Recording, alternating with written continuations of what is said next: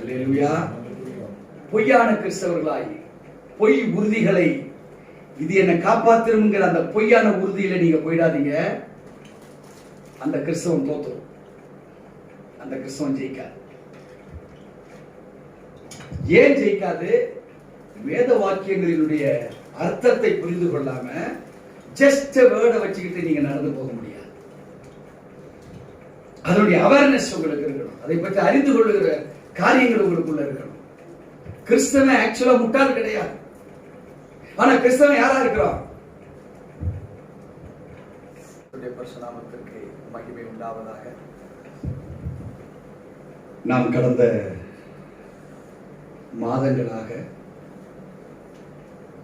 யோவான் சுவிசேஷ புஸ்தகத்தில் இருந்து 8ஆம் அதிகாரம் 12வது வசனத்தை நாம் தியானித்து வருகிறோம்.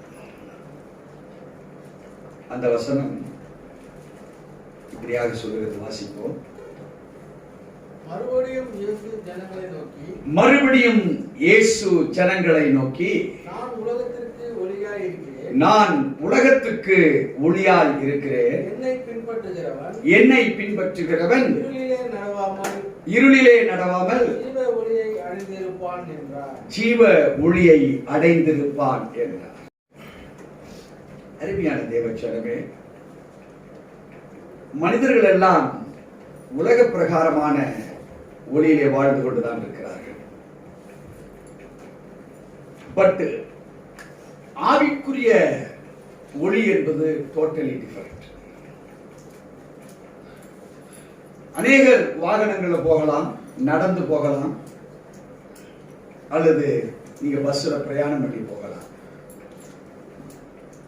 அப்போ பல கிறிஸ்தவர்கள் வைத்துக் கொண்டிருக்கிற வாகனத்துக்கு பின்பாக வசனங்கள் நிறைய இருக்கும். இப்போ சின்ன மோட்டார் சைக்கிளா இருந்தா கூட சின்ன ஒரு எழுத்துல அந்த நம்பர் பிளேட்ல ஒரு சின்ன வசனமா போடுறாங்க, கர்த்தர் உன்னை ஆசீர்வதிப்பார். இப்போ இந்த வசனங்களை பார்ப்பது ஒரு ஒளிதான். ஆனால் அந்த வசனம் கிரியை செய்கிற பொழுது அது ஜீவ ஒளியாக மாறுகிறது.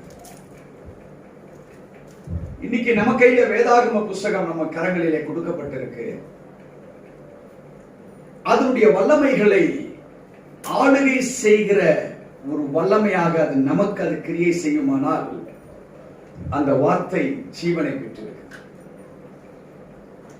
வார்த்தை வெறுமன திரும்பாது, வார்த்தை பவர்ஃபுல்.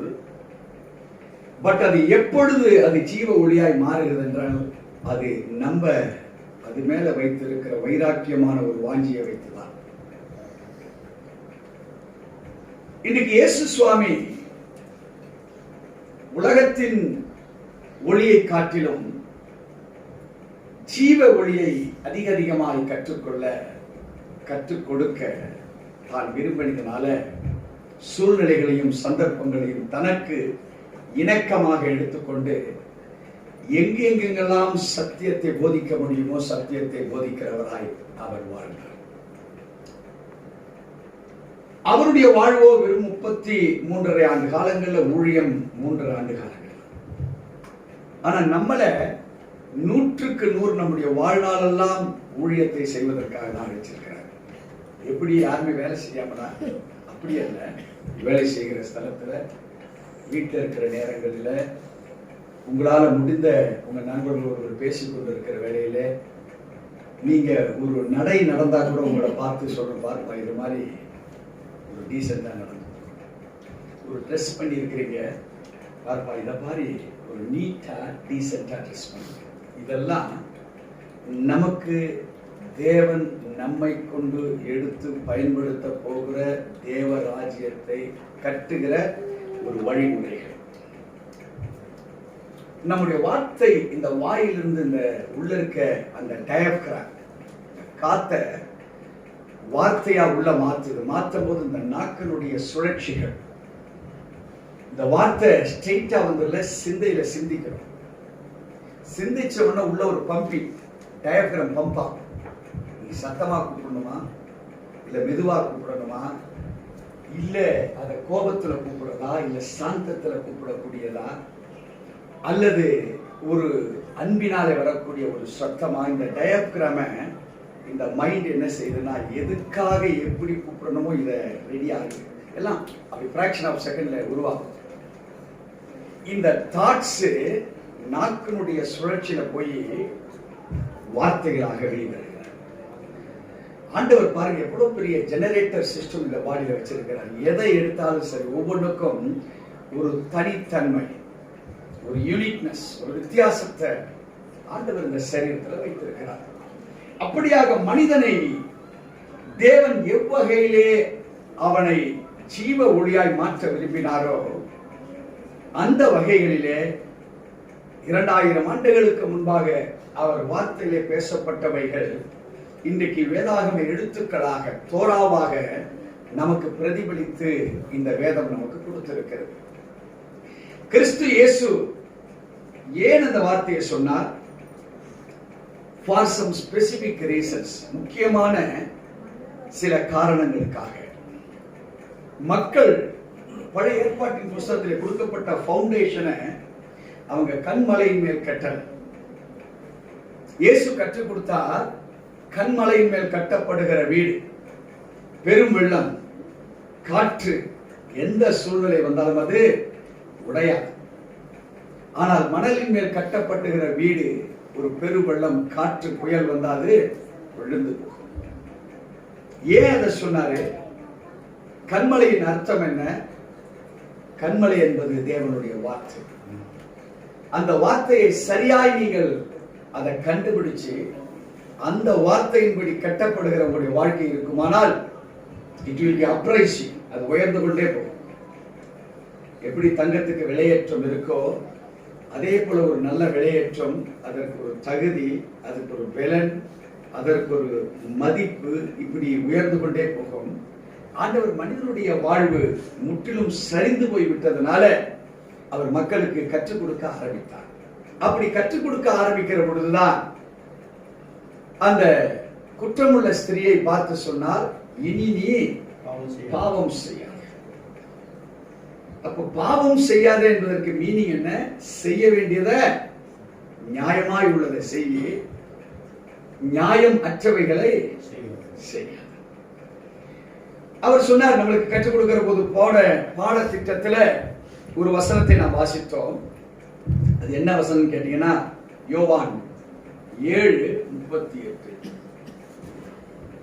வேத வாக்கியம் சொல்லுகிறபடி, வேத வாக்கியம் சொல்லுகிறபடி என்னிடத்தில் விசுவாசமாய் இருக்கிறவன் எவனோ, என்னிடத்தில் விசுவாசமாய் இருக்கிறவன் எவனோ அவன் உள்ளத்திலிருந்து ஜீவ தண்ணீர் உள்ள நதிகள் ஓடும் என்றார். ஜீவ தண்ணீர்கள் உள்ள நதிகள் ஓடும். இங்கே faith upon Jesus, இது யாருக்கிட்ட இருக்கோ அந்த விசுவாசம் உள்ளவரிடத்திலிருந்து ஜீவ தண்ணீர் புறப்படும். இங்கே இந்த faith, it reacts as life living water. அது ஜீவ தண்ணீராக அது மாறுகிறது. அந்த ஜீவ தண்ணீர் தான் உங்களுடைய வாழ்விலே பிரிவைலிங் வாட்டராக ஒவ்வொரு நாளும் உங்களை அழைத்து செல்லுகிற தண்ணீராக மாறுகிறது. அருமையான தேவச்சனமே, இந்த ஜீவ தண்ணீரை நாம் பெற வேண்டுமானால் மிக முக்கியமான ஒரு பாடத்திட்டத்தை நாம் கற்றுக்கொண்டால் ஒழிய இந்த ஜீவ தண்ணீரை பெற முடியாது. வேதத்தை வாசித்துக் கொள்ளலாம், but the power of the word நம்மளால் கண்டுபிடிக்க முடியாது. வேதத்தை வாசிக்கலாம், faith upon the word நம்மளால வைக்க முடியாது. வேதத்தை வாசிக்கலாம், இந்த விசுவாசத்தை கொண்டு லைஃப் அண்ட் லிவிங் வாட்டரை நாம் பெற முடியுமா என்று பார்ப்பீர்களானால் வெறும் வாசிப்பு அது நம்மை கொண்டு போய் சேர்க்க. அதை ஆராய்ந்து எந்த சூழ்நிலைக்கு என்பதை நாம் அறிய வேண்டும். இந்த ஒரு குறிப்பிட்ட வேத பகுதி இது நமக்கு எதை கற்றுக் கொடுக்கிறது என்றால், காட்ஸ் தேவனுடைய way of reconciliation. God's way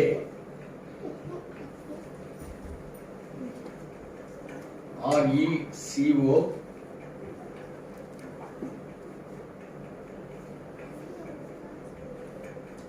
NCI LI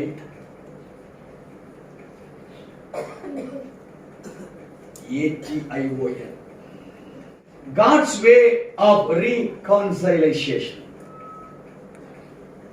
இந்த ரீகான்சலேஷன் என்ன? அதனுடைய வார்த்தை, இதனுடைய அர்த்தம் என்னன்னா நல் இணக்கம்.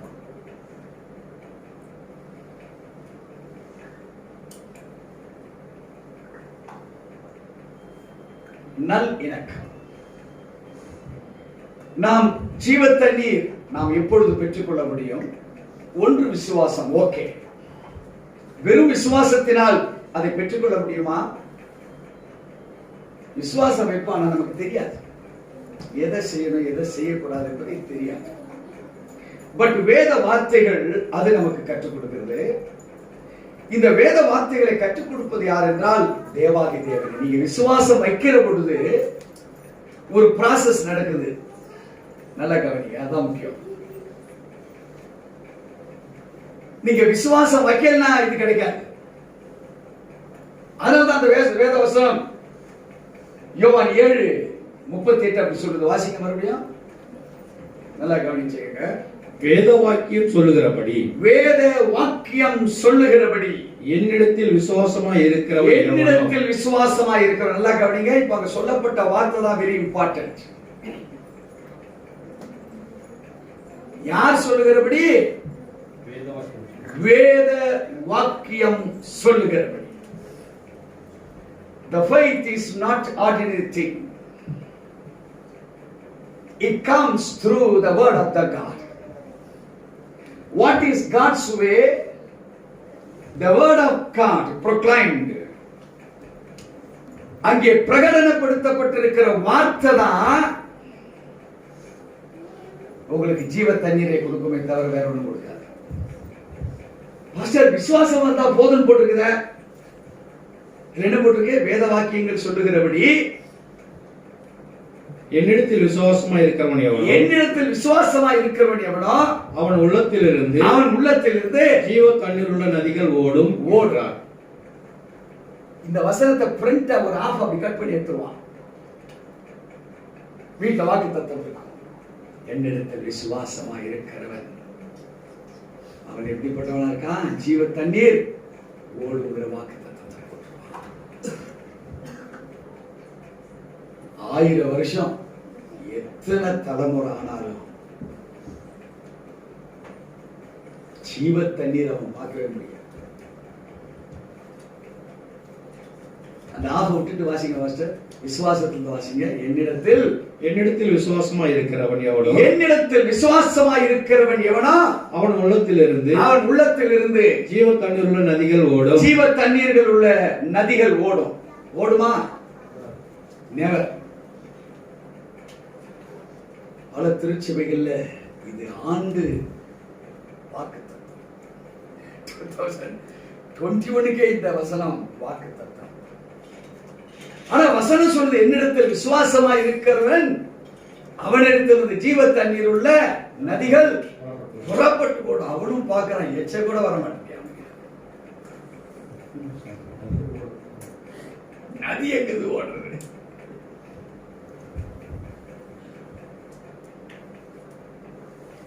இந்த அதிகாரத்துக்கு பேரு எந்த அதிகாரம்? என்ன நான் உங்களுக்கு சொல்லலாம் சார். கிளைமேக்ஸ் ஓபன் பண்ணியாச்சா? இந்த அதிகாரத்தை இந்த அறிஞர்கள், பல வேத அறிஞர்கள் இதை ஆராய்ச்சி பண்ணியிருக்காங்க.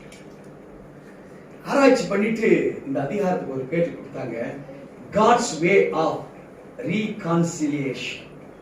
ஒரு நல் இணக்கத்தை நமக்கு வழியாய் வகைப்படுத்தி கொடுக்கக்கூடிய ஒரு அதிகாரம் என்று சொல்லி பலர் இதை நம்ம இந்த ஸ்டார் மாதிரி ரேட்டிங் மாதிரி போட்டிருக்கிறாங்க. அதுல மிக முக்கியமா வசனம் 1 10 வரைக்கும் ஒரு பேர் கொடுக்கிறாங்க. அது ஒரு அருமையான ஒரு வேத ஆராய்ச்சியாளர் சொல்றாரு, the guilt of men and the grace of the world.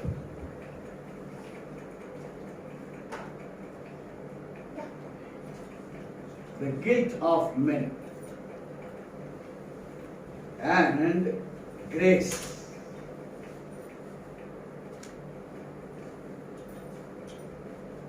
இந்த 10 வரைக்கும் ஒரு வசனத்துக்கு ஒரு பேர் கொடுக்கிறார் இன்னொரு அறிஞர். இந்த கில்ட் என்றால் குற்ற உணர்வு. கில்ட் என்றால் குற்ற உணர்வு.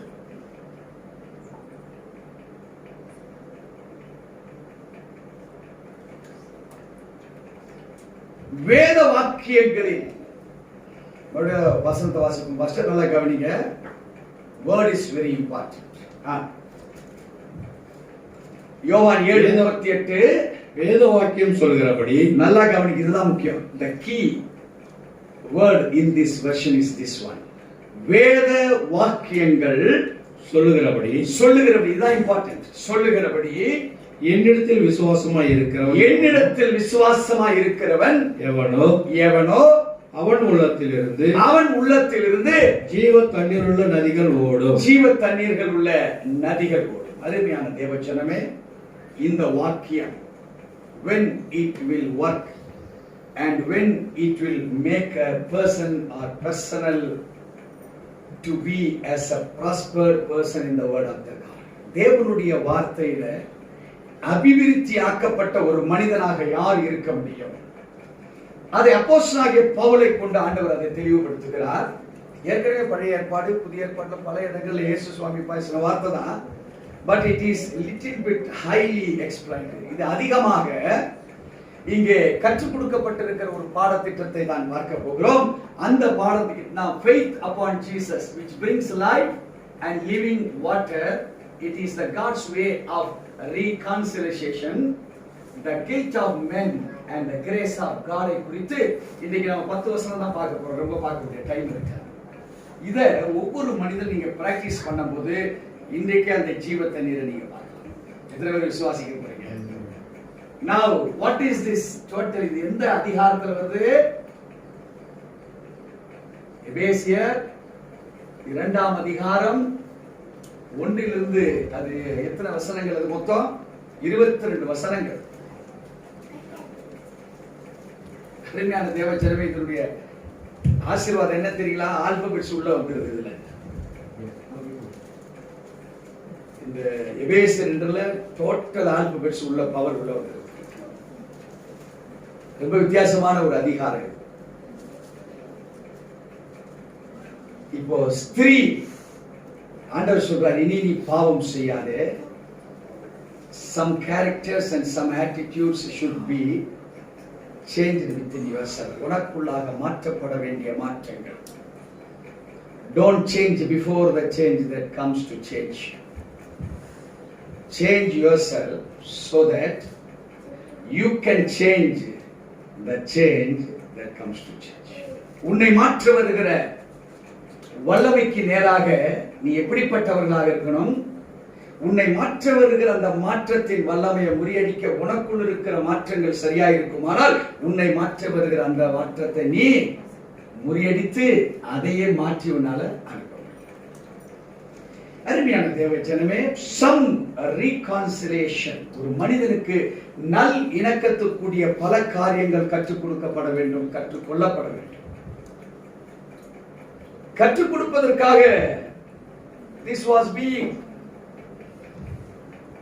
written for the past 3600 years. 3600 ஆண்டு காலங்களாக எழுதப்பட்ட வேதாகம புத்தகம். 66 விசேஷித்த புத்தகங்களை கொண்டிருக்கிற வேத புத்தகம். 39 பழைய ஏற்பாட்டிலும் 27 புதிய ஏற்பாட்டிலும் எழுதப்பட்டிருக்கிற வேத புத்தகம். பல தீர்க்க தரிசனங்கள், பல நிறைவு பெற்றிருக்கிற நிகழ்வுகள், பல அதிசயங்கள், பல அற்புதங்கள். எதனால் ஏற்பட்டது? வெறும் வாயில வடை சுட்டதுனாலயா? உண்மையிலே இதற்கென்று பிரயாசப்பட்டு தேவனால் பரிசுத்த ஆவினால் ஏவப்பட்டு எழுதப்பட்ட எழுத்துக்கள் ஒவ்வொன்றும் ஆம் என்றும் இதிலே ஆமேன் என்றும் இருக்கிறது. But we not rely on this. இந்த வார்த்தையின் மேல் நாம் கட்டப்படுகிறவர்களா இல்லாததுனால நம்ம சூழ்நிலைகள், சந்தர்ப்பங்கள், பிரச்சனைகள், போராட்டங்கள் எல்லாம் ஒன்று கூட தேவனுக்கு சாட்சியாக இல்லை. இப்போ நமக்கு கற்றுக் கொடுக்க விரும்புகிறார்கள். நாமும் நம்முடைய வாழ்க்கையில ஒருவேளை அந்த பெண்மணியை போல நாம் டைரக்டா தேவனுக்கு விரோதமாக அல்ல, இன்டைரக்டாக அவரை விசுவாசிக்காம கூட போயிருக்கலாம் ஒரு இடத்துல. அதனால நம்ம பெற வேண்டிய ஒரு பெரிய ஆசீர்வாதத்தை நாம் தவிர்க்க விட்டிருப்போம்.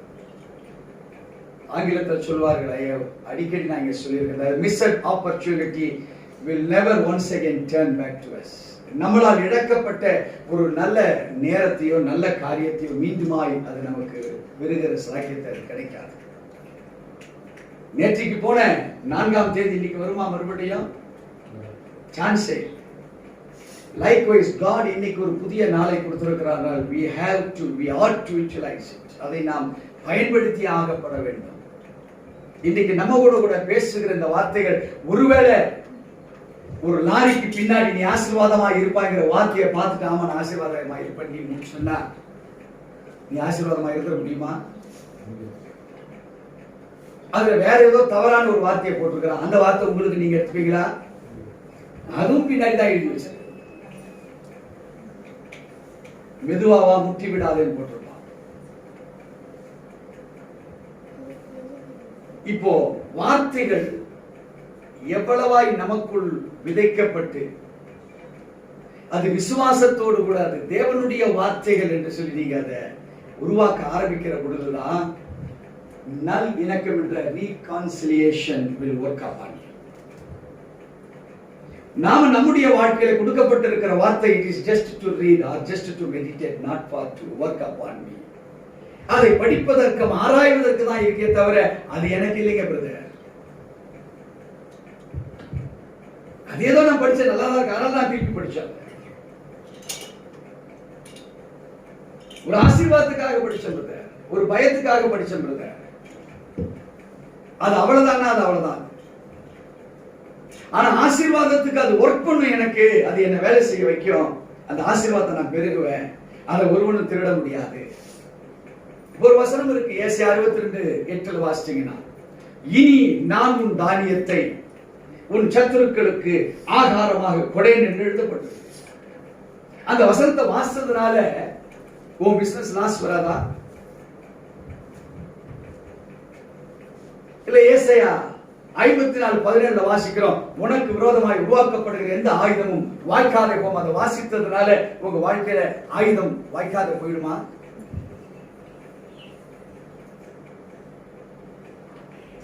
வேத வாக்கியங்களின்படி எவன் என்னிடத்தில் விசுவாசமாய் இருக்கிறானோ அவனிடத்திலிருந்து இந்த ஜீவ தண்ணீர். So something working over there. Not only faith, not only the word of the God, there comes Jesus to be attached with you. என்னிடத்தில் என்று சொல்லுகிறாரே, நம்முடைய அட்டாச்மெண்ட் யாரோடு கூட இருக்கிறது? நம்முடைய வேல்யூபிள்ஸ் எதை சார்ந்திருக்கு? நம்முடைய எய்ம்ஸ், நோக்கங்கள் எதை ஊடுருவி பாய தேடிக்கொண்டிருக்கிறது? அருமையான தேவச்சனமே, நமக்குள் இன்றைக்கு கற்றுக்கொள்ள போகிற பாடத்திட்டம் எபேசியர் 2ஆம் அதிகாரத்துல 1-10 வரை. There are two criterias we are going to analyze. 2 விதமான முக்கிய கருத்துக்களை நாம் அதை பார்க்க போறோம். ஒரு கருத்து the guilt of men, மனிதர்களுடைய குற்ற உணர்வுகளை குறித்து பார்க்க போறோம். இன்னொன்று தேவனுடைய கிருபைகளை குறித்து நாம் அவைகளிலே பார்க்க போறோம். இது 2 நமக்கு தேவை. நான் எதில குற்றப்பட்டிருக்கிறேன்? இப்போ அந்த விபச்சார ஸ்திரீ, why she was driven into the prostitution, ஏன் அவள் அதில் இழுக்கப்பட வேண்டும்? ஒரு திருடியா இருந்துட்டு போயிடலாம், அது ஒன்றும் பெரிய குற்றமா தெரியாது.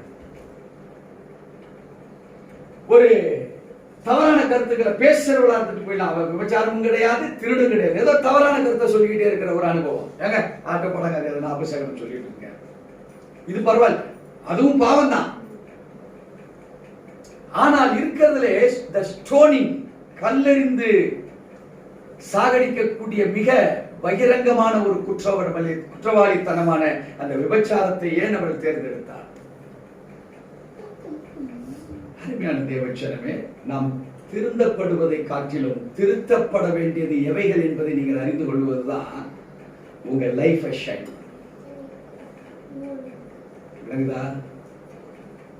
திருத்தத்தை நினைத்து ஓடுகிறோம், திருத்தப்பட வேண்டியது அகற்றப்படவில்லை. How many can understand this? எத்தனை பேருக்கு புரிஞ்சிருக்கு? திருத்தத்தை தேடி ஓடுறோம், ஆனா திருத்தப்பட வேண்டியதை இன்னும் நம்ம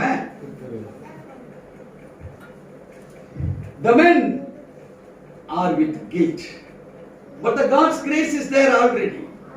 தேவனுடைய கிருபை இருக்கு எல்லார் மேலயும், நெவர் சந்தேகம் இல்லை. பட் குற்ற உணர்வை எடுத்து போடுறதுக்கு தான் கற்றுக் கொடுக்கிறாரு. குற்ற உணர்வையும் உள்ள வச்சிருக்கிறான், குற்றத்தையும் உள்ள வச்சிருக்கிறான்.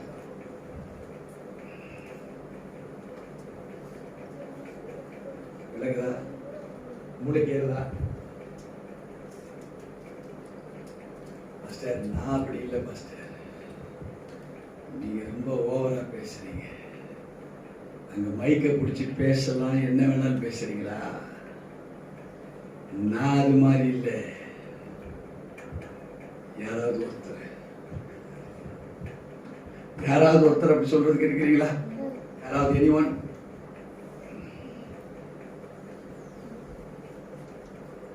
மௌனம் எந்த சம்பவத்துக்கு அறிகுறி மாஸ்டர்? நாங்கெல்லாம் பக்கா பேசணுங்கிறதுக்கு அறிகுறியா இந்த மௌனம்? இல்ல பாஷ கொஞ்சம் கொஞ்சம் இருக்குது அப்படிங்கிறதுக்கு அறிகுறியா?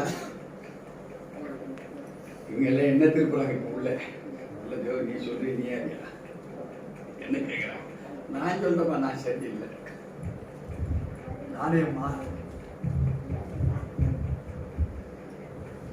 எடுத்துக்கொள்வோம். எபேசியர் 2ஆம் அதிகாரம் புதிய ஏற்பாட்டின் புஸ்தகத்துல பக்கம் 264. அக்கிரமங்களினாலும் பாவங்களினாலும் மரித்தவர்களாய் இருந்த உங்களை உயிர்ப்பித்தார். முதலாவது ஆண்டவர் நமக்கு ஒரு அடமொழி கொடுக்கிறார், நம்மளுக்கு ஒரு டைட்டில் நம்மளுக்கு பிரகடனப்படுத்துகிறார். இங்கே ஆண்டவர் பரிசுத்த ஆவியினால் ஏவப்பட்டு அக்கிரமங்களினாலும் பாவங்களினாலும் மரித்தவர்களாக நம்முடைய குணாதிசயங்கள், நம்முடைய செயல்பாடுகள், நம்முடைய உள்ளார்ந்த திங்கிங் யாருக்கும் தெரியாது, உள்ள இருக்குது. நம்முடைய எமோஷன்ஸ்,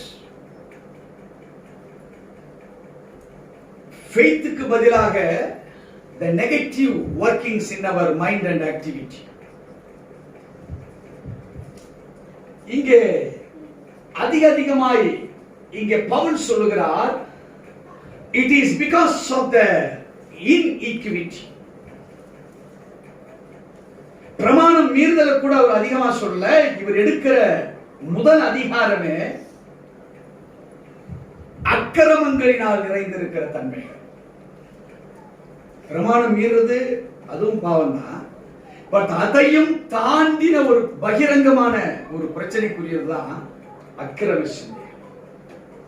இப்ப நம்முடைய மனுக்குலத்தை is defining like you are the people of inequity filled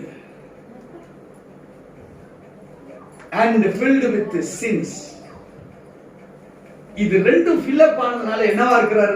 நம்மள சொல்றாரு அவரு, மரித்தவர்கள். எதிலே மரித்தவர்கள்? ஆவிக்குரிய ஒரு வாழ்வின் மறுமலர்ச்சியை இழந்து போன ஒரு மரிப்பு தன்மை. இந்த ஜீவ தண்ணீர் நம்ம இடத்துல பெருகி இருக்குதா, பெருகலையா என்கிற கேள்வி. அருமையான தேவ ஜனமே, இன்னைக்கு நம்ம இருக்கிறவங்க எல்லாருமே மினிமம் 2 அம்பானியாக தான் நம்ம இங்க இருந்திருக்கணும். நம்ம சாதாரண ஆளாக இருந்திருக்க கூடாது.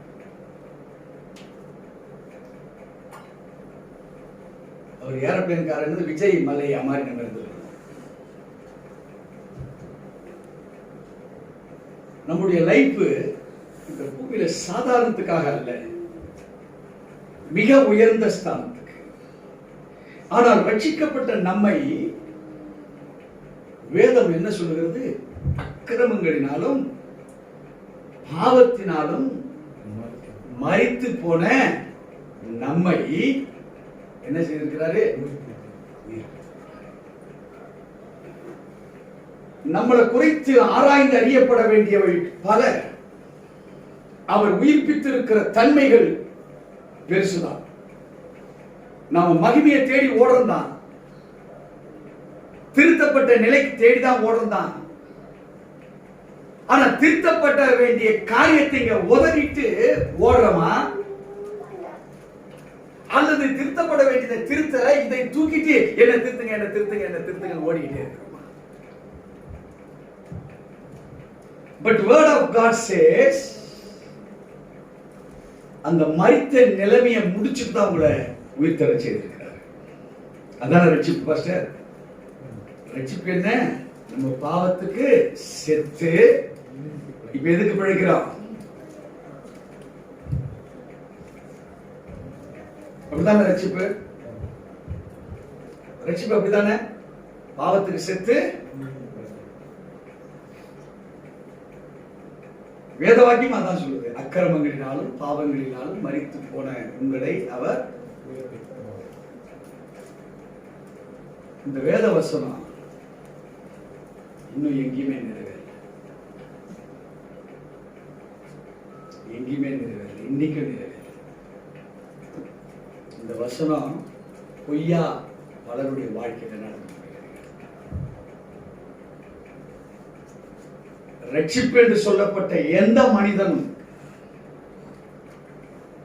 இந்த அக்கிரமமும் இந்த பாவமும் இன்னும் மறிக்கல, இன்னும் இருக்குது.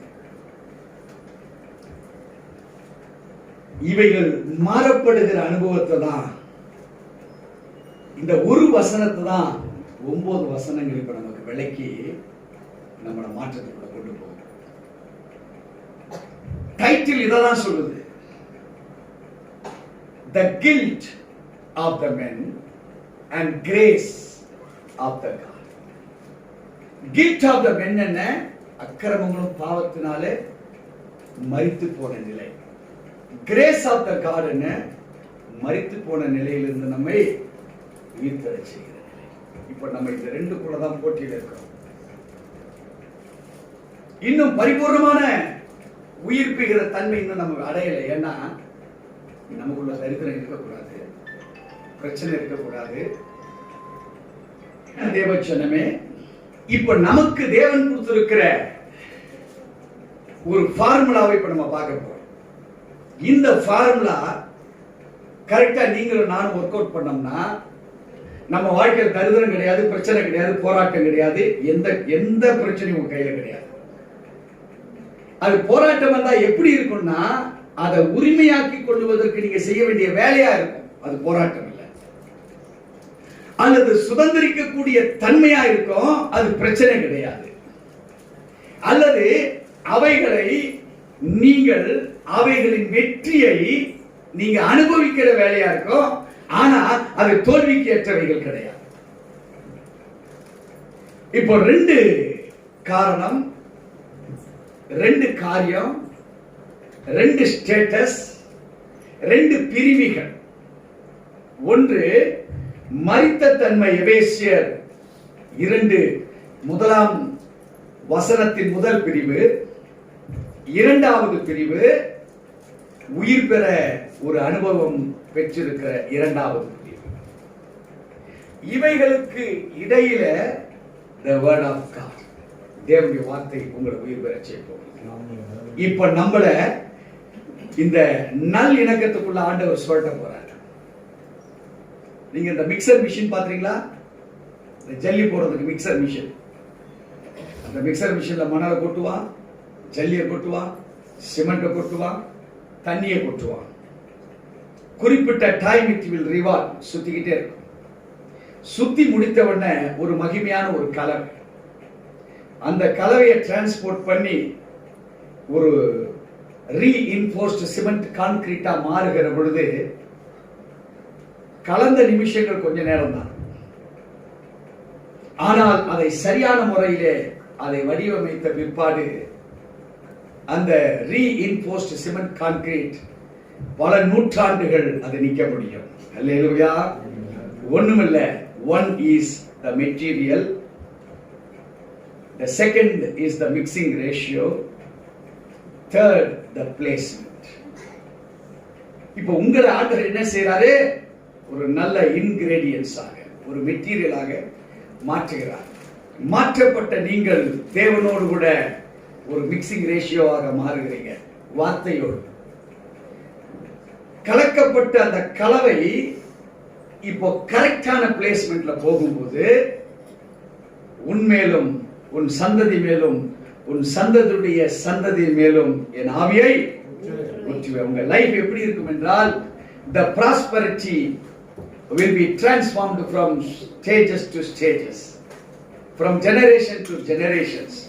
உங்க வாழ்விலே நாளுக்கு நாள் அந்த விருத்தியை நீங்க பார்ப்பீங்க. வாசிக்க கேட்போம் எபேசியர் 2:2 வசனத்தை.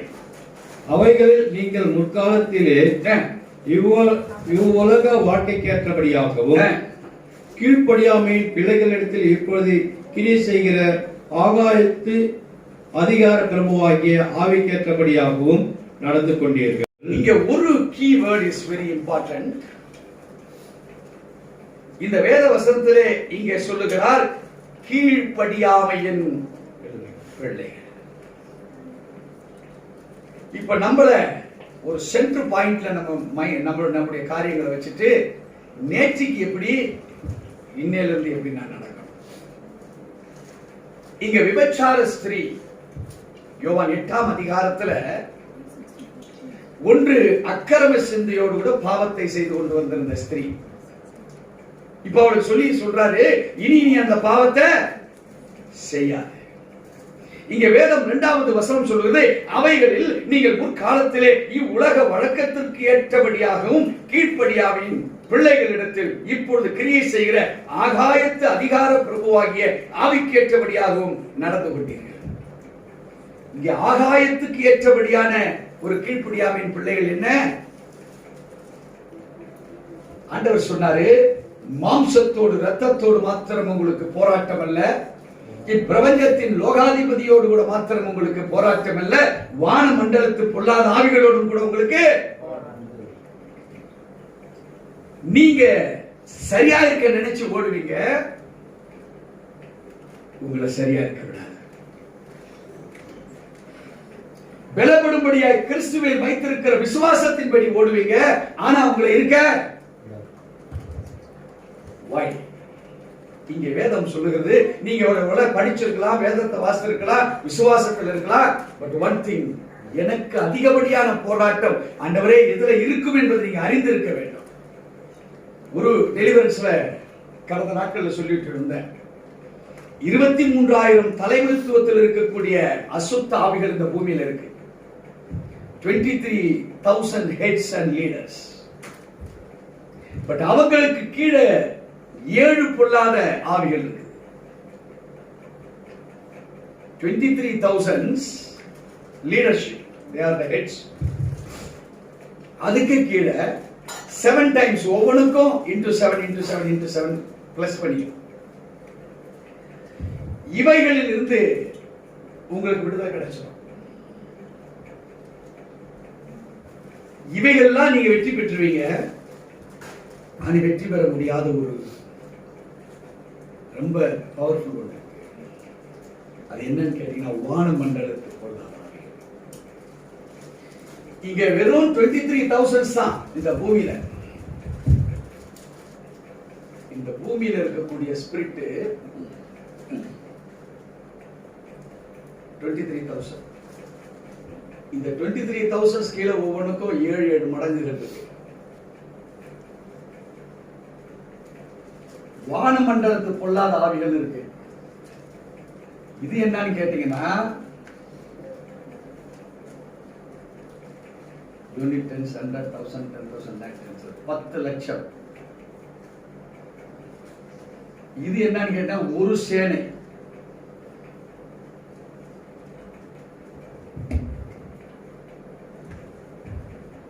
பூமியில் உள்ள கட்டுகள் இருந்து நீங்க தப்பிச்சிருவீங்க. ஆனா டாப்ல இருக்கிற அந்த வானமண்டலத்து பொல்லாத ஆவிகளின் சேனைகள் ஒரே ஒரு சேனை 10 லட்சம். ஆனா இது மாதிரி பல சேனைகள் வானமண்டலத்தில். ஒரு பகிரங்கமான ஒரு விடுதலை கிடைக்கப்பட்ட ஒரு குடும்பத்துல மறுபடியும் பகிரங்கமான ஒரு பிரச்சனை உள்ள. ஆனா சொல்லிட்டு வந்த இந்த குடும்பத்தில் இருக்கிற பிரச்சனை இது ஒரு நாள் 2 நாள் பிரச்சனை இல்லை. இது ஒரு ப்ராசஸாக உங்களுக்குள்ள அனுப்பப்பட்ட பிரச்சனைகள். இவைகள் வானமண்டலத்து பொல்லாத ஆவிகளினால் உங்களுக்கு கிரியை செய்யும் சொல்லிட்டு வந்தேன். சரியாய் கிரியை செய்யும். ரைட் டைம் அந்த வானமண்டலத்து பொல்லாத ஆவிகள் வேலை செய்கிற போது it will be very faster. வேகமா இருக்கும், பவரா இருக்கும். அதை வைத்து கண்டுகொள்ள முடியும். அது மாத்திரமல்ல, குறிப்பிட்ட நபர்கிட்ட இருந்து மற்ற நபர்கள் மேலும் அது இறங்கிடும். அந்த குடும்பத்தில் அந்த கிரியைகள் இன்னைக்கு வெளிப்பட்டு வெளியே போகுது. அன்னைக்கு தான் அந்த குடும்பம் ஃப்ரீ. கடன் பாரம் வரும். அம்மா வாங்கியிருப்பாங்க, அப்பா மேல சுமத்தப்படும். அப்பா வாங்கியிருப்பாரு, அம்மா மேல சுமத்தப்படும். பிள்ளைகளை கேட்பான், என்னம்மா அவங்க அம்மா பணம் கொடுக்க மாட்டாங்க, உங்க அப்பா கொடுக்க மாட்டாங்க, நீயாவது பார்த்து கொடுக்க வேண்டியதானே. சுமூகமா பேசணும். அடுத்த நாள் கேட்பா, ஏமா நீங்க தான் ட்ரெஸ் பண்ணிட்டு போறீங்க, சம்பாதிக்கல, உங்க அம்மா கொடுத்த சோறு நீங்க சாப்பிடல, யார் பண்ணாரு? எங்கள்கிட்ட வாங்கி நீங்களும் சாப்பிடுங்க, பணத்தை கொடுக்குற வழியை பாரு. யார்கிட்ட பேசுறா? இத வாங்கின அம்மா கிட்ட இல்ல, வாங்கின அப்பா கிட்ட இல்ல, யார்கிட்ட பேசுறா? பிள்ளைகள். ஒருவேளை பேர பிள்ளைகள் சம்பாதிக்க ஆரம்பிக்குது வைங்களேன். பேரை பிள்ளை கேப்பா, தாத்தா சோறு சாப்பிட்டு தானே வாழ்ந்த, தாத்தா வீட்டுல தானே இருந்த, என் பணம் வாங்கி 8, 15, 20 வருஷம் ஆகுது, ஏன் என்று கேட்பீர்கள்? Like this. வானமண்டலத்தில் பொல்லாத ஆவிகள் ஒரு மனிதனுடைய டோட்டல்னஸ் அவன் உரிமையாக்கி கொள்வான். இங்கே ஆண்டவர் கற்றுக் கொடுக்கிறாரு. ஏசாமி அந்த அம்மாவை பார்த்து சொல்றாரு, இனி நீ பாவம் செய்யாது. ஏன்னா தேவனுடைய வார்த்தை அங்க இறங்குறதுனால வானமண்டலத்துக்கு பொல்லாத ஆவிகள் ஒன்றும் செய்ய முடியல. அவர் லைஃப் நிச்சயமாக ஒரு இன்டர்சேஞ்ச் லைஃபா தான் மாறி, உள்ளுக்குள்ள இருக்கிற சகலத்தையும் மாற்றப்பட்ட லைஃபாக தான் அவன் மாறி இருப்பான். இங்கே வேதம் சொல்லுகிறது, வாசிப்போம் மறுபடியும் அந்த 2வது வசனத்தை. அவைகளில் நீங்கள் முற்காலத்திலே இவ்வுலக வழக்கத்திற்கு ஏற்றபடியாகவும் கீழ்ப்படியாமையின் பிள்ளைகளிடத்தில் இப்பொழுது கிரியை செய்கிற ஆகாயத்து அதிகார பிரபுவாகிய ஆவிக்கேற்றபடியாகவும் நடந்து கொண்டீர்கள். நம்ம நடத்த எப்படி இருக்குதா? இந்த புக் எப்ப எழுதுனது? எபேசியர் புத்தகம் போன வாரமா எழுதுனது. 1st century. இதுக்கப்புறம் 200 வருஷம் ஓடிட்டு இருக்குது. இப்போ 221 வருஷம் ஓடிட்டு இருக்குது. இப்போ 1st century 21வது நூற்றாண்டுக்கு நேரம் நம்ம போயிட்டு 1st centuryல எழுதப்பட்டது. இன்னிய காலகட்டத்துக்கு அது பொருந்தது. எப்படி? நீங்கள் இப்பொழுது கிரியை செய்கிற, இப்பொழுது கிரியை செய்கிற, நல்லா பாருங்க, இப்பொழுது கிரியை செய்கிற ஆகாயத்து அதிகார பிரபுவாகிய ஆவிக்கேற்றபடியாக நடந்து கொண்டீர்கள். அருமையான தேவச்சனமே, ஏதாவது ஒரு தப்பு உங்களை சொன்னா நான் இல்ல பிரதர்ங்கிறது சொல்லிடாதீங்க. நான் இல்ல பிரதர் அது அப்படின்னு சொல்லாதீங்க. நீங்க இல்ல, உங்க முன்னோர்களில் இருந்து வருகிறது. நீங்க நியாயமானவங்க தான், இல்ல, ஆனா முன்னோர்களில் இருந்து. வாசிப்போம் தொடர்ந்து. அவர்களுக்குள்ளே நாம் எல்லாரும் முற்காலத்திலே, நல்லா பாருங்க, நாம் எல்லாரும் முற்காலத்திலே நமது மாம்ச இச்சையின்படியே நடந்து, நமது மாம்சமும் மனசும் விரும்பினவைகளை செய்து சுபாவத்தினாலே மற்றவர்களைப் போல கோபாக்கினியின் பிள்ளைகளாய் இருந்தோம். இப்போ 2வது சொல்றாரு, நம்ம யாருடைய பிள்ளைகளா இருக்கிறோம்? கோபாக்கினியின் பிள்ளைகளாக. அப்ப அப்படி என்றால் we are the souls. நாம் எப்படிப்பட்ட ஆத்மாவாக இருக்கிறோம்? பாவத்தை சுமக்கக்கூடிய அந்த கோபாக்கினையின் பிள்ளைகளாக நாம் இருக்கிறோம். The guilt, இந்த குற்ற உணர்வுகள், இந்த மனுக்குளம் நீங்களும் நானும் இன்றைய காலகட்டங்களிலே அந்த ஜீவ தண்ணீரை நாம் இன்னும் பெறவில்லையே. யோவான் 7:38 படி, ஏன் வேத வாக்கியங்களின்படி எவன் என்னிடத்தில் விசுவாசமாய் இருக்கிறானோ, through the word of the God, ஓம் விசுவாசத்தினால் மாத்திரமல்ல, உங்க விசுவாசம் தான், ஆனால் அது உங்க விசுவாசம் மாத்திரம் இருக்குமானால் ஜீவ தண்ணீர் வராது. பட் வேத வாக்கியங்களின்படி அந்த விசுவாசம் இருக்குமானால், இன்னைக்கு டோட்டல் கிறிஸ்டியானிட்டி ஏன் ஃபெயிலியர்? நான் விசுவாசமா இருக்கிறேன், நான் விசுவாசமா இருக்கிறேன். ஏன் விசுவாசத்துல குறையில்லை பிரதர். நான் எதுனாலும் இயேசுதான், எனக்கு திருநாளும் இயேசுதான், பொய் சொன்னாலும் இயேசுதான் பிரதர், எல்லாம் இயேசுதான். அடிச்சு அடிச்சு சொல்லுவான். ஏய், வேத வாக்கியங்களின்படி எவன் என்னிடத்தில் விசுவாசமாயிருக்கிறான். விளங்குதுங்களா? இன்னைக்கு பல கிறிஸ்தவன் தன் விசுவாசத்தை சொல்லுகிறானே தவிர பலர் டவுன் டார்டன்ல போயிருக்கிறாங்க. பலரை நான் சொல்லியிருக்கேன், பிரதர் நீங்க ரொம்ப மிஸ்டேக் பண்ணிருக்கீங்க, சிஸ்டர் நீங்க ரொம்ப மிஸ்டேக் பண்ணிருக்கீங்க. உங்க விசுவாசம் ஓகே, பட் வேதத்தின் வாயிலாக அதை ஒப்பிட்டு பார்ப்போமானால் அந்த விசுவாசம் சரியா? வேதத்துக்கும் அந்த விசுவாசத்துக்கும் சம்பந்தமே இல்லை. அவருடைய கில்ட்டியோட விசுவாசத்தை வச்சிருக்கிறான். அவன் குற்ற உணர்வோடு கூட தேவனுடைய சமூகத்தில் விசுவாசத்தை வைத்திருக்கிறான்.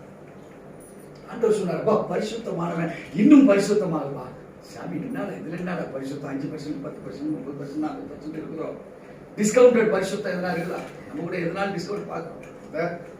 ஒண்ணு வாங்கினா ஒண்ணு பிரி, அந்த பிரி விசுவாசத்துல இருக்குதா? நம்ம பார்க்கறதெல்லாம் அப்படிதான், shortcut method. But without the word, what it has teach to us, அது என்ன கற்றுக் கொடுக்கப்பட்டிருக்கு, அது இல்லாத இருக்கிற விசுவாசம், அருமையான தேவஜனமே, அது 0 0 0. எத்தனையோ பேருக்கு அதனால பேய் போக மாட்டேங்குது, பிசாசு போக மாட்டேங்குது. நம்ம நினைக்கிறதெல்லாம் நடக்க மாட்டேங்குது. ஆனா பாட்டு பாடுகிறோம், நினைப்பதெல்லாம் நன்மைக்கே நன்மைக்கே, நன்றி சொல்லி மகிழ்வேன் இன்றைக்கே, நன்றி இயேசு. என்னது?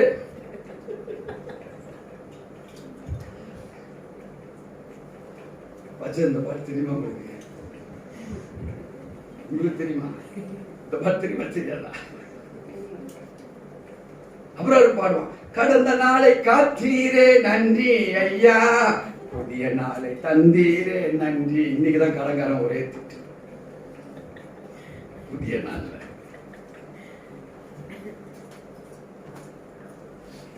வேதம் நம்மளை மிக தெளிவாய் நம்மளை ஐடென்டிஃபை பண்ணுது.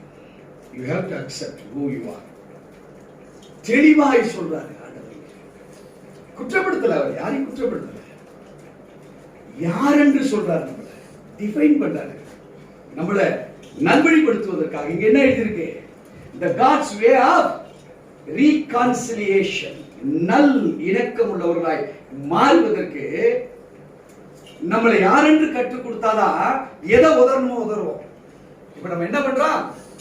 நல்லதுக்கு தான் ஓடுறோம், எதை வச்சுக்கிட்டு ஓடுறோம்? கெட்டதையும் தூக்கிக்கிட்டே ஓடுறோம். தம்பி வா தம்பி வா தம்பி வா தம்பி, போற இடத்துக்குலாம் நம்ம போறோம். எதை விட்டுட்டு வந்திருக்கணும்? விட வேண்டியதை விடல, அதையும் தூக்கிக்கிட்டே போறோம். ஏன்னா நல்லது நடக்குமா? கெட்டது எது என்று நமக்கு கற்றுத்தரார். நம்ம குற்ற உணர்வுகள் எது என்பதை நமக்கு இப்போ கற்றுத்தருகிறார். முதல் வசனத்தை சொல்றாரு அக்கிரமம் பாவம். இரண்டாவது சொல்றாரு வானமண்டலத்தினுடைய ஒரு லோகாதிபதி இருக்கிறானே அவனோட நம்ம கூட்டணி வச்சிருந்தோம்னு சொல்றாரு. இப்ப மூன்றாவதுல பகிரங்கமா அடிக்கிறார், ரொம்ப பகிரங்கமா அடிக்கிறார். மூணாவது வசனத்துல அவர் சொல்றாரு அவர்களுக்குள்ளே நாம் எல்லாரும் முற்காலத்திலே நமது மாம்ச இச்சையின்படியே நடந்து நமது மாம்சமும் மனசும் விரும்பினவைகளை செய்து சுபாவத்தினாலே மற்றவைகளைப் போல யாருடைய பிள்ளைகளாக்கிட்டோம்? இப்போ கோபாக்கினை பிள்ளைகளாக. தொடர்ந்து வாசிப்போம். தேவனோ, இப்பதான் ஆண்டவர் இதெல்லாம் நம்ம இப்படி இருந்தவங்க தான். நம்ம தேவனோ இரக்கத்தில் ஐஸ்வர்யமுள்ளவராய் நம்மில் அன்பு கூர்ந்த தம்முடைய மிகுந்த அன்பினாலே, இப்போ God எப்படி அந்த ஸ்திரீக்காக இறங்கினாரோ, மனம் இறங்கினாரோ, இன்னைக்கு நாம அந்த ஜீவ ஒளியை பெற வேண்டும் என்பதற்காக இருளிலே இருக்கிற நம்மை அந்த பக்குவப்பட்டிருக்கிற அந்த ஜீவ வெளியை பெற வேண்டுமானால் அது டைரக்டா ஜீவ ஒளி வந்துடாது. அதுக்கு ஒரு ஜீவ தண்ணீர் வேண்டும். We need the Holy Spirit. அப்போ அந்த ஹோலி ஸ்பிரிட்டை பெற வேண்டுமானால் ஒரு விசுவாசம் வேண்டும். அந்த விசுவாசம் எப்படிப்பட்டதா இருக்க வேண்டுமானால் யோவான் 7:38 படி, வேத வாக்கியங்களின்படி. என்ன வேத வாக்கியம்? பாசிட்டிவ கற்றுக் கொடுக்குதா, நெகட்டிவ கற்றுக் கொடுக்குதா? வேத வாக்கியம் நம்ம நெகட்டிவ கற்றுக் கொடுக்குது. ஆனா நம்ம எல்லாரும் பாசிட்டிவ எடுத்து வீட்டுல போடுவோம். நெகட்டிவ் ஒரு வீட்லயும் காணும். வாக்குத்தத்தம் எங்க இருக்குன்னா பாசிட்டிவ்ல இல்ல, நெகட்டிவ் உள்ளதா இருக்குது. உங்க டெஸ்ட் எழுதினா தானே நீங்க எவ்வளவு மார்க் தெரியும், அப்படித்தானே? டெஸ்ட் எழுதாம உங்களுக்கு மார்க் இருக்கா? அப்ப டெஸ்ட் அந்த பல பரீட்சை தான் உங்களுக்கு ஆசீர்வாதம். அப்போ பல பரீட்சை என்ன? நமக்குள்ள என்ன குற்றங்கள் உள்ள இருக்கு. The guilty conscious, what does the Bible refer upon me?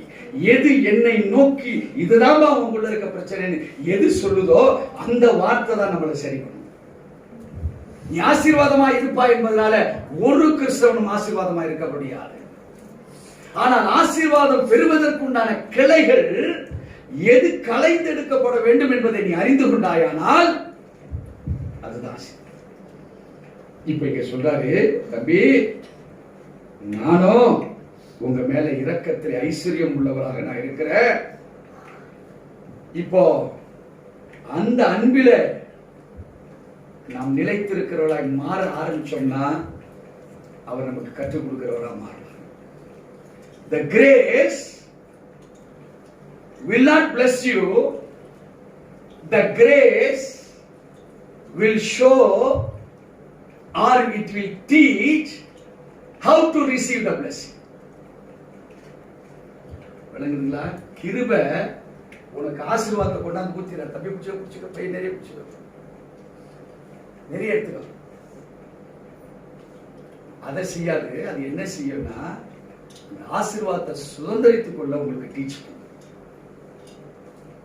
அது எந்த ஆசீர்வாதமா இருக்கலாம். அது சரீர ஆசீர்வாதமா இருக்கலாம், பணமா இருக்கலாம், பொருளா இருக்கலாம், ஆஸ்தியா இருக்கலாம், அந்தஸ்தா இருக்கலாம், பாதுகாப்பா இருக்கலாம், பெலனா இருக்கலாம்,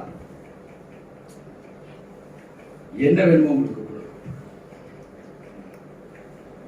பட் கிருபையினாலே நான் இதை பெற்றுக்கொள்ளுவேன் என்கிற சிந்தையை காட்டிலும் கிருபையினாலே பெற்றுக்கொள்ளுகிற வழியை கர்த்தர் எனக்கு காண்பிப்பாரு.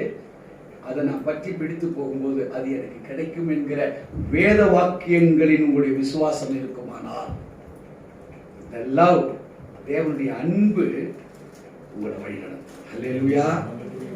பொய்யான கிறிஸ்தவர்களாய் பொய் உறுதிகளை, இது என்னை காப்பாத்திருங்கிற அந்த பொய்யான உறுதியில நீங்க போயிடாதீங்க. அந்த கிறிஸ்தவன் தோத்துரும். அந்த கிறிஸ்தவன் ஜெயிக்காது. ஏன் ஜெயிக்காது? வேத வாக்கியங்களினுடைய அர்த்தத்தை புரிந்து கொள்ளாம ஜஸ்ட் வேர்டை வச்சுக்கிட்டு நீங்க நடந்து போக முடியாது. அதனுடைய அவேர்னஸ் உங்களுக்கு இருக்கணும். அதை பற்றி அறிந்து கொள்ளுகிற காரியங்கள் உங்களுக்குள்ள இருக்கணும். கிறிஸ்தவன் ஆக்சுவலா முட்டாள் கிடையாது. ஆனா கிறிஸ்தவன் யாரா இருக்கிறோம்? எனக்கு தெரிஞ்சு முட்டாள் தான் நான் பார்த்த வரைக்கும். ஏன்? ரகசியத்தை தெரியாமலே தான் வெற்றி பெற்றதாக அப்படியே ஒரு மைண்ட்ல மிதக்கிற தன்மையில வாழ்ந்துட்டு இருக்கான் கிறிஸ்தவன். அது கிடையாது. லாட்டரி ஷீட் இல்லை. இயேசு பெற வேண்டியதற்கு சரியான பெற வேண்டிய முறையை நீங்கள் கையாளாத அருமையான தேவஜனமே ஒன்றையும் பெற்றுக்கொள்ள முடியாது. வேதம் சொல்றது யோவான் 3:27 பரலோகத்தில் இருந்து ஒருவனுக்கு அருளப்படாவிட்டால் பரலோகத்தில் ஒரு சந்தோஷம் உண்டாக்கப்பட வேண்டுமானால் உன்னுடைய வழிகள் அவருக்கு செம்மையா இருந்தாதான் நீ பண்ற ஜெபம் அங்க கேட்கும், உனக்கு கிடைக்கும். மாம்ச இச்சையில தான் ஏகப்பட்ட ஜெபம் ஓடி இருக்குது. வெறும் மாம்ச சிந்தையில தான் ஏகப்பட்ட ஜெபம் ஓடி இருக்குது. அதுதான் உபாசத்துக்கு இருந்திருக்கிறோம். ஒன்னும் மெட்டீரியலைஸ் ஆகல. ஜெபித்தது உண்மைதான், வேத வாசித்தது உண்மைதான், தசமபாகம் பாஸ்டர் கையில கொடுத்தது உண்மைதான், அதுக்குண்டான ஜெபம் பாஸ்டர் ஜெபிச்சிட்டாரு, அதுக்குண்டான ஆசீர்வாதம் அடுத்த மாசம் கிடைக்குது, உண்மைதான் எல்லாம். பட் தேவன் வேத வாக்கியங்களின்படி உங்களுக்கு எனக்கு ஒரு விசுவாசத்தை கொடுத்து ஒரு எழுப்புதற்காக நம்மளை வைத்திருக்கிறாரு.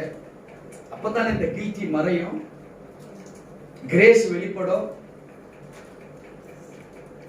இப்ப ஆண்டவர் சொல்றாருங்க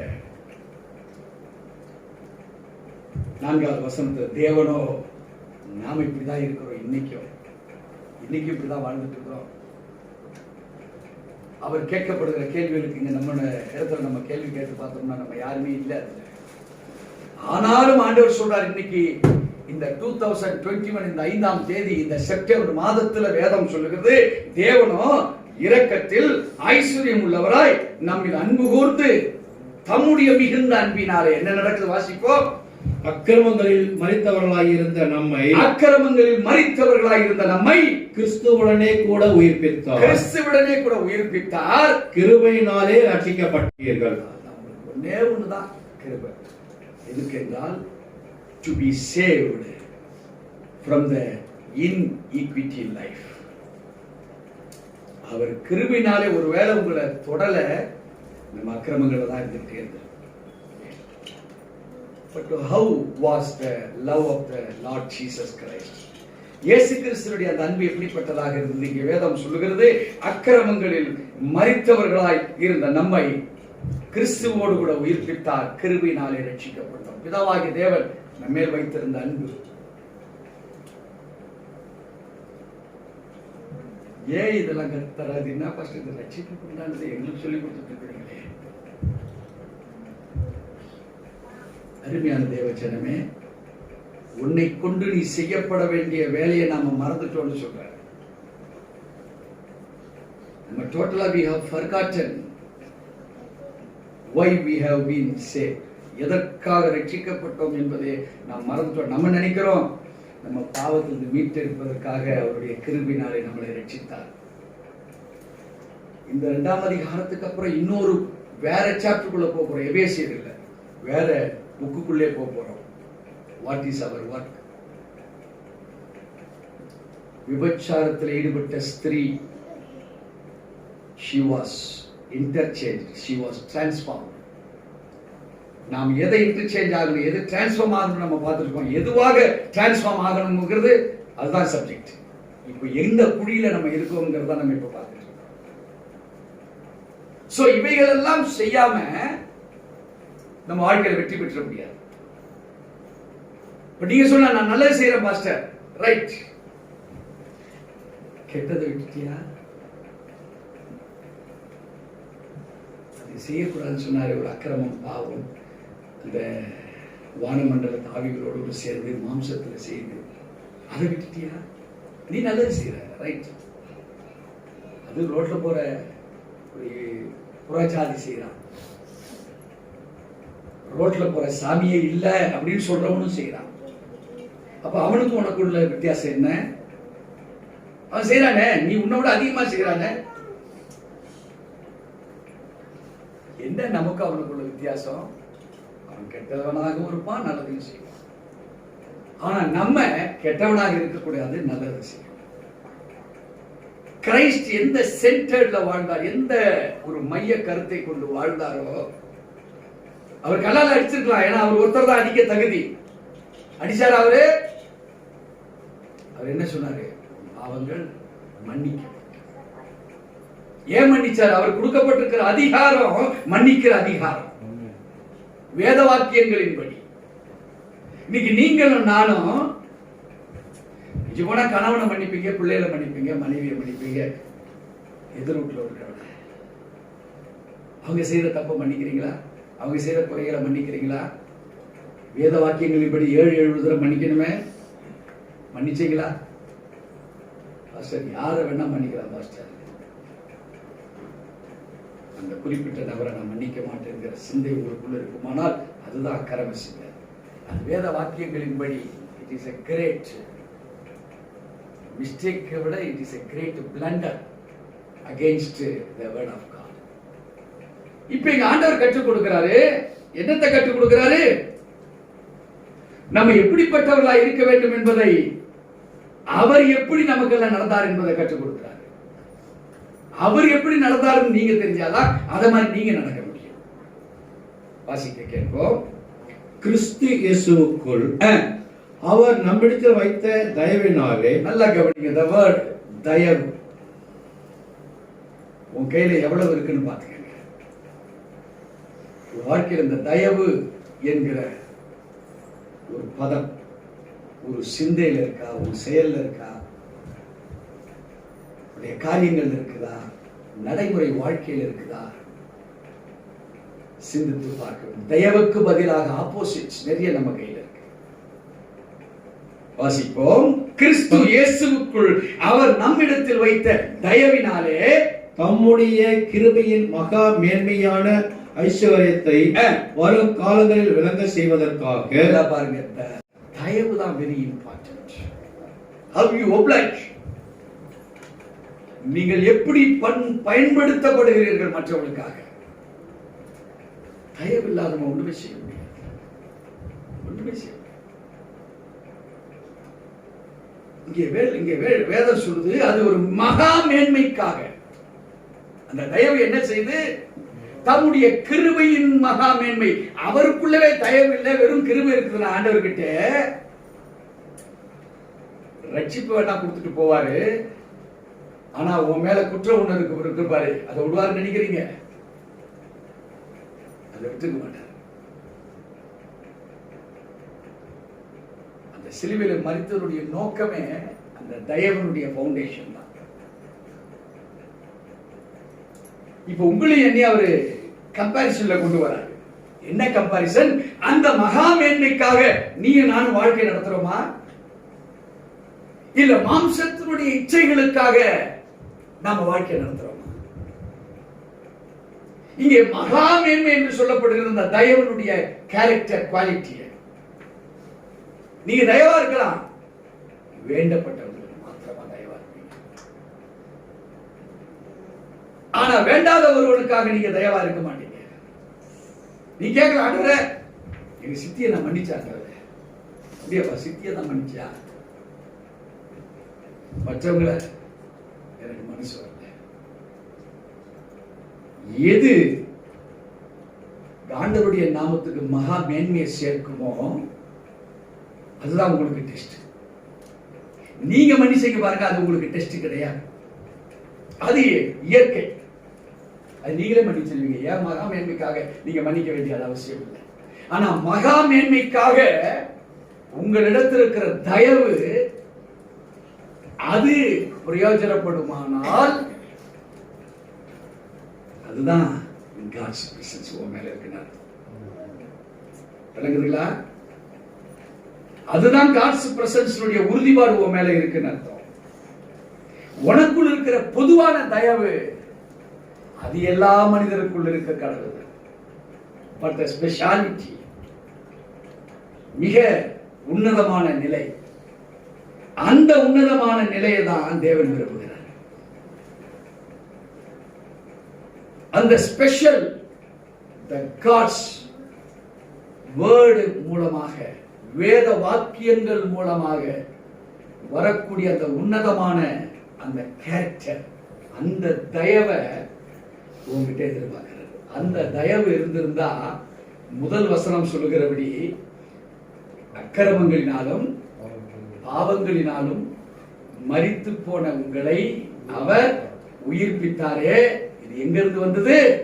இந்த 5வது வசனத்துல ஒரு மகா மேன்மைக்காக வைத்திருந்த அவருடைய தயவு இருக்கு. அந்த தயவுனாலதான் நீங்களும் நானும் இன்னைக்கு உயிர்ப்பிக்கப்பட்டிருக்கிறோம். கரங்களை தட்டி ஆண்டவரை மகிமைப்படுத்துவோமா? சோ இந்த லிஃப்ட் process நீங்க சரிவரை உங்களுடைய வாழ்க்கையில செய்யப்படுகிறவர்களாய் நீங்கள் மாற வேண்டும் என்பது தேவனுடைய கட்டளை. இவைகள் எல்லாம் அந்த விபச்சார ஸ்திரீக்கு இல்ல. அவளுக்கு தேவை சம்திங். இன்னைக்கு நீங்களும் நானும் நமக்கு தேவை சம்திங். அதற்காக நம்முடைய வாழ்வு எப்படி வேணா இருக்கலாம் என்று நினைப்பீர்களானால், ரட்சிக்கப்பட்ட நீங்கள் தேவனுடைய மகா மேன்மைக்காக நீங்கள் முத்தரிக்கப்பட்டவர்களாக இருக்க முடியுமா? Never. தயவை ஏற்றுக்கொள்ளுகிற ஒரு ஸ்லாக்கியத்தை நீங்க ஆண்டவர்கிட்ட கேட்டுக்கிட்டே இருக்க. அது பொதுப்படையான என்னுடைய வாழ்க்கையில் நடந்து கொண்டிருக்கிற என் தகுதிக்குள்ள தயவல்ல. அதையும் தாண்டி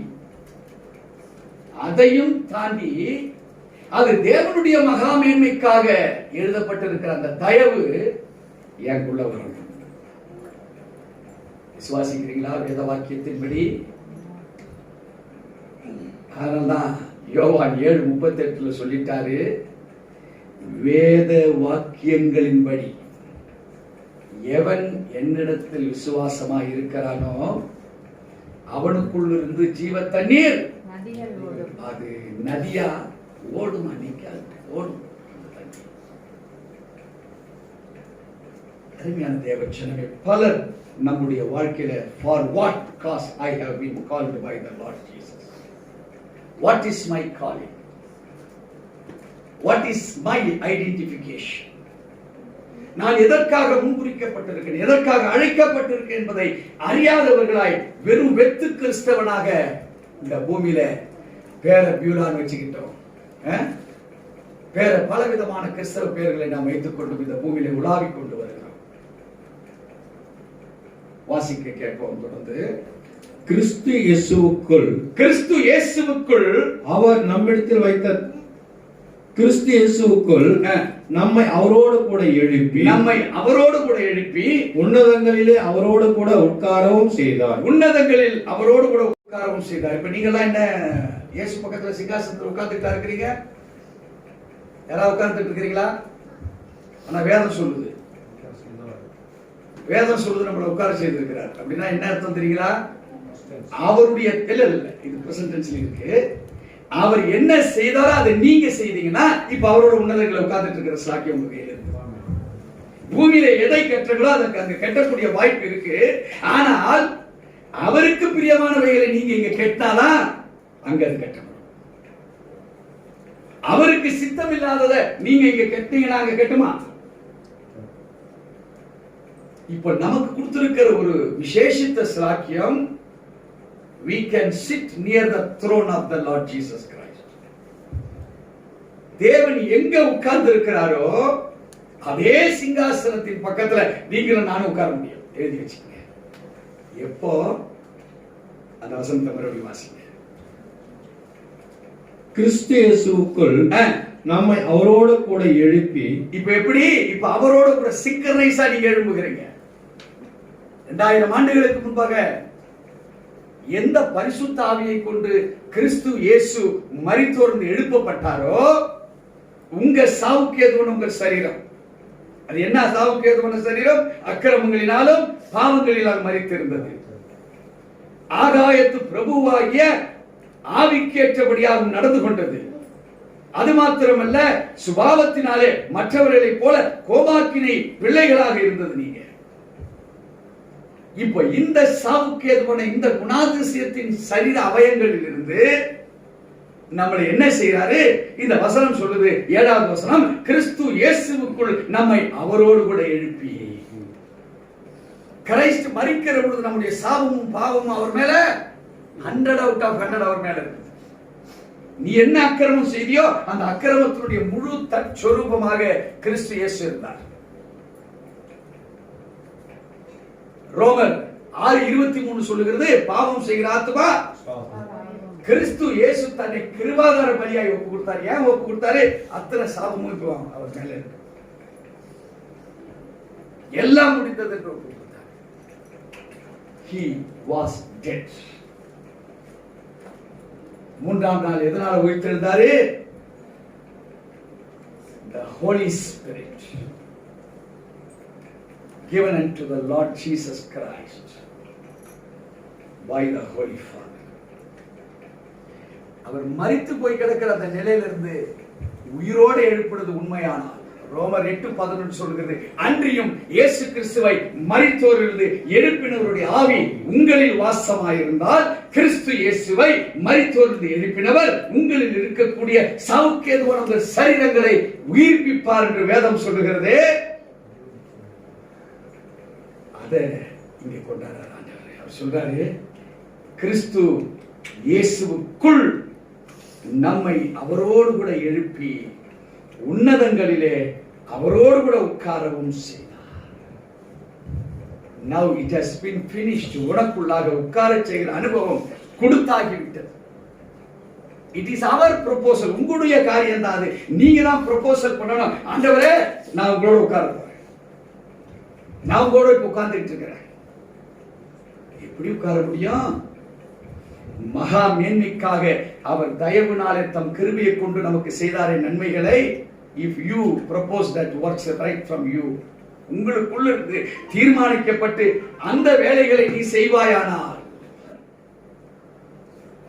God's prosperity மேலே இறங்கும். God எதை செய்ய மனிதனுக்காக வைத்தாரோ, ரட்சிக்கப்பட்டவனுக்காக. யாருக்குள் வேத வாக்கியங்களின்படி விசுவாசத்தோடு கூட இதை செய்கிறார்களோ அவங்களுக்குள் இருந்து ஜீவ தண்ணீர் ஜீவன் நதியாக புறப்பட வேண்டும் என்று சொன்னாரே. இந்த பூமியிலே உண்ணக்கொண்டு எண்ணக்கொண்டு அதை செய்வார்.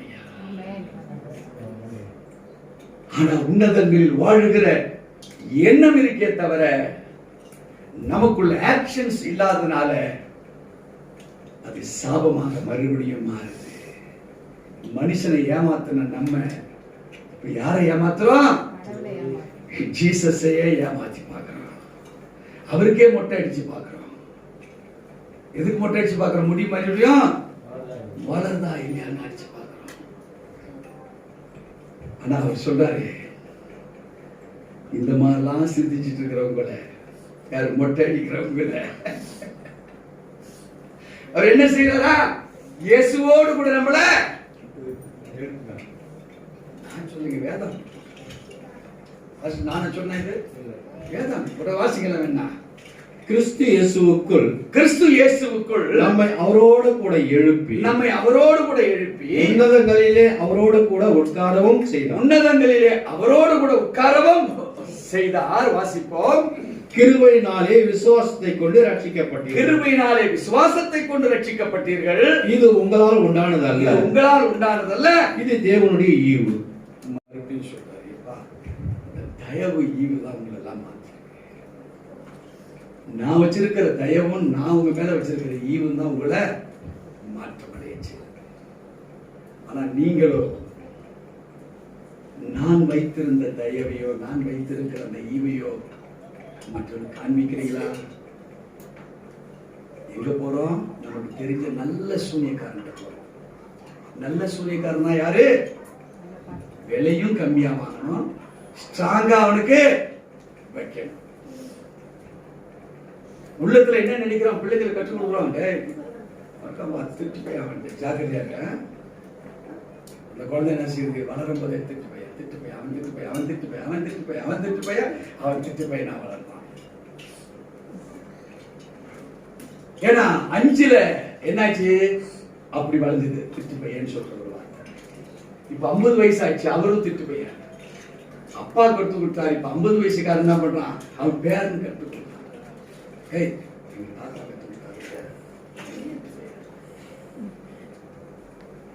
என்ன சொல்லிட்டு வளர்க்கணும்? கிறிஸ்தவன் தம்பி நல்ல பையன் தான்டா,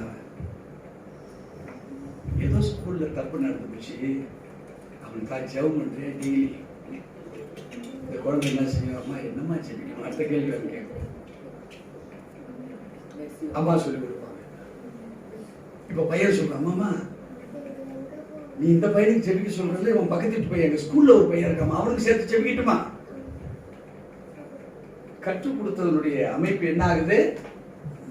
மல்டி லெவல் மார்க்கெட்டிங்காக மாறுகிறது. பையன் என்ன சொல்றான்? இன்னொரு குழந்தைக்காக நம்ம ஜெபிக்கணும்னு சொல்றான். ஆனா நீ கற்றுக் கொடுத்தது ஒரு திருடனை அவனை திட்டு பையன் கற்றுக் கொடுத்தது, இது வளர்ந்து 50 வயசு எருமாடாய் போச்சு. இது என்ன செய்து அவன் பேரப்படி சொல்லி தரான், டே அவன் திருடன்னு. ஆனா வேதம் நமக்கு அப்படியா கற்றுக் கொடுக்குது? வேதம் நமக்கு எதை சொல்லி கொடுக்குது? வாசிப்போம் அதே வசனத்தை. கிருபையினாலே விசுவாசத்தை கொண்டு ரட்சிக்கப்பட்டீர்கள், இது உங்களால் உண்டானதல்ல, இது தேவனுடைய ஈவு. நம்ம அந்த ரட்சிக்கப்பட்ட பிற்பாடும் கூட திருத்தப்படுவதை நோக்கி ஓடிக்கொண்டிருக்கிறோம். ஆனா திருத்தப்படாததை நமக்குள்ளவே பாக்கெட்ல வச்சு சேஃப்டியா ஓடிட்டு இருக்கோம். இது எங்கிருந்து எடுத்து என்ன பண்ணணும்? எரியணும். தூக்கி எரியப்பட வேண்டியது நாம் எரியவே இல்லை. உள்ள மர்மரி இருக்கு. மர்மரி அதாவது என்னது? முறுமுறுப்பு இருக்குது, உள்ள கசப்பு உள்ள இருக்குது. எதிராளிய என்ன குறைன்னு சொல்லுகிற அனுபவம் நமக்குள்ள ரொம்பவே இருக்கு. குற்றப்படுத்துகிற அனுபவம், மற்றவங்க எப்படியாவது குற்றப்படுத்தணும் அப்படின்னு சொல்லி குற்றப்படுத்தணும். நான் பார்த்தேன், நீ பார்க்கலங்கிற, நான் இப்படி பார்த்தேன் அப்படி பார்த்தேன், அந்த நேரத்துக்கு வந்த இந்த நேரத்துக்கு வந்த ஸ்ட்ராங் பண்றாரு அவரு. அருமையான தேவச்சனமே, உங்களுடைய ரட்சிப்பு மாத்திரம் நீங்க பாக்குற மாதிரி ஆண்டவர் உங்களை பார்த்திருந்தா உங்களுக்கு எனக்கு இன்னைக்கு இந்த சபையில இடம் இருக்குதா? வாசிப்போம். ஒருவரும் பெருமை பாராட்டாதபடிக்கு இது கிரியைகளினால் உண்டானதல்ல. அருமையான தேவஜனமே, ஒரு ரட்சிப்பு குறித்து தயவு செய்து பெருமை பாராட்டுங்க. நான் ரட்சிக்கப்பட்ட கிறிஸ்துவன் வெளியே கொஞ்சம் பார்த்து சொல்லு. நம்மளால மற்றவனுக்கு இடர்லாம் ஆயிடக்கூடாது. சொல்லு, நான் கட்டவன் தான், கர்த்தர் என்னை தொட்டார்கள். அவன் ரட்சிக்கப்பட்ட அந்த நாள்ல இருந்து நான் மாறிக்கொண்டு வருகிறேன், என்னை சீர்படுத்தி கொண்டு வருகிறேங்கிற ஒரு சாட்சியை சொல்ல ஆரம்பி.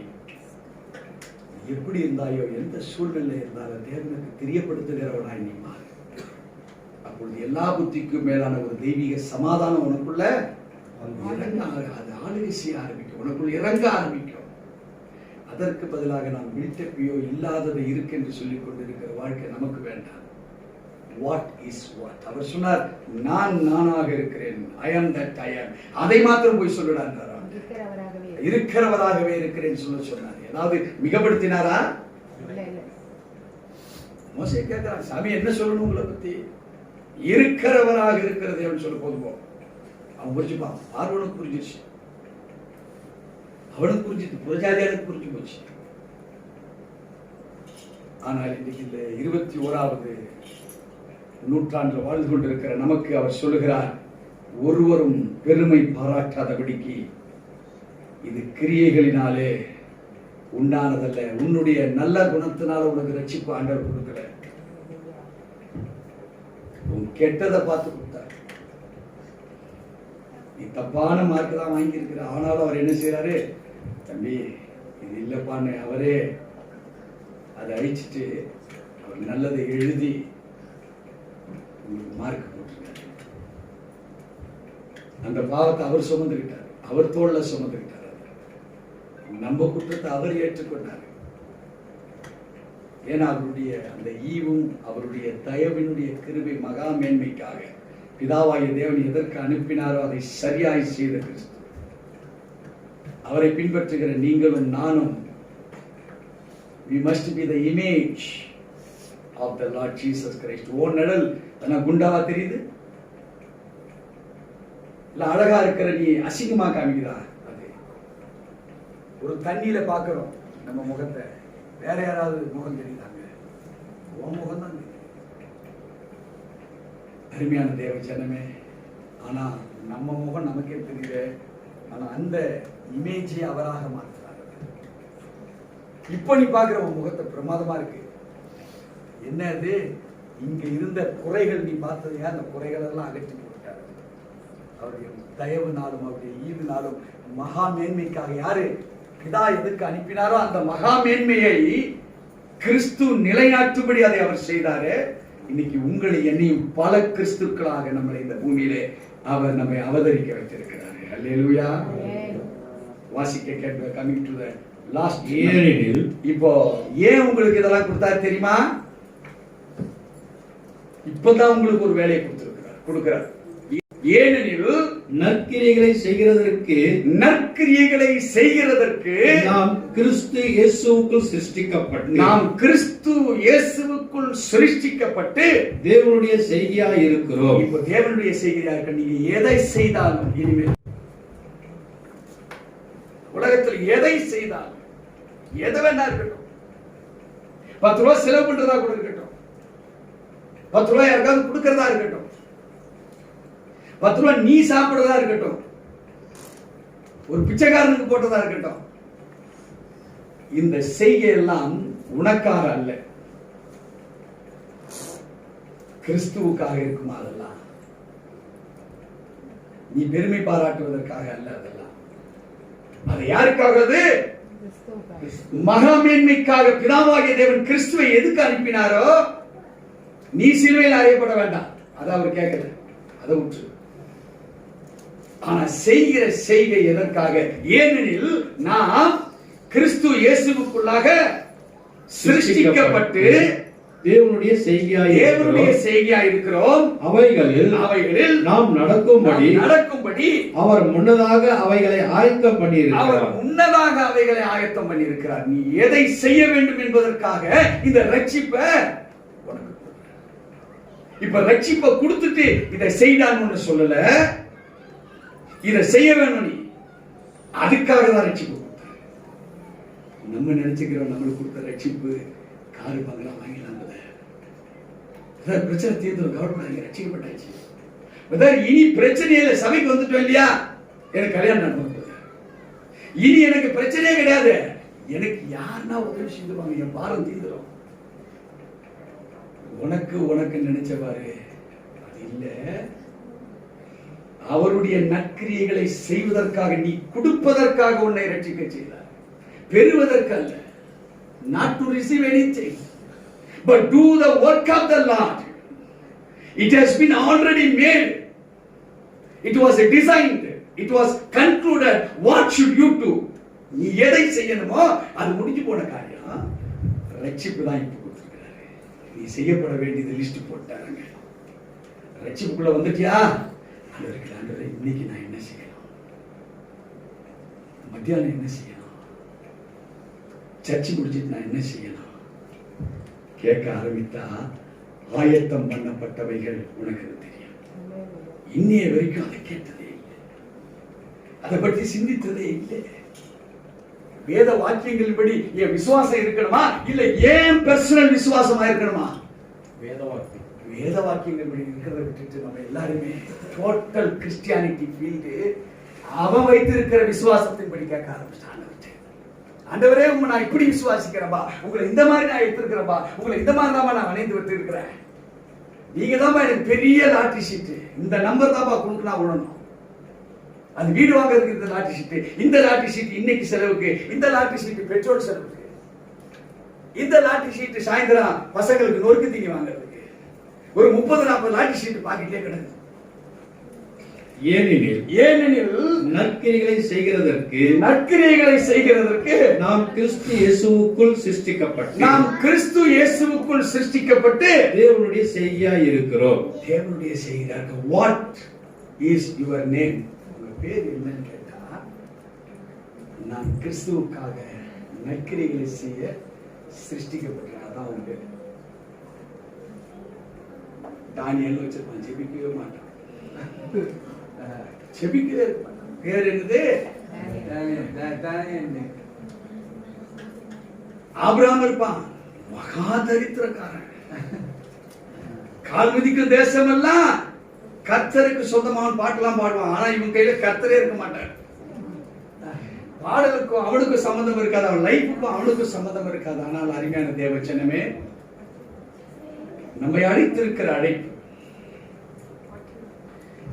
திரும்பி நீ அந்த பாவம் செய்யாதே என்ற அந்த ஸ்திரீயை ஆண்டவர் அனுப்பினதனுடைய அர்த்தங்கள் அவளுக்கு மாத்திரமல்ல, இந்த வேதத்தை தியானிக்கிற, வாசிக்கிற, அதை தனக்கென்று எடுத்துக்கொள்கிற ஒவ்வொருவனும் இந்த வசனத்தை பிடிச்சுக்கணும்.